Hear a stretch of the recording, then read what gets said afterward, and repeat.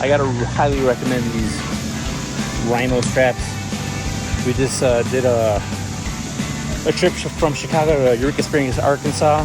There was a crash that blocked the road, and we had to go around, and the roundabout road that descended us was off-road. It was like a really bad dirt road that turned into a grass road that really wasn't a road, and both the bikes on the trailer.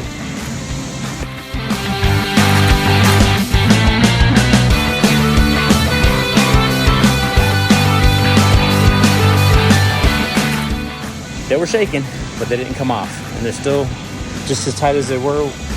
Well, maybe a little bit looser, but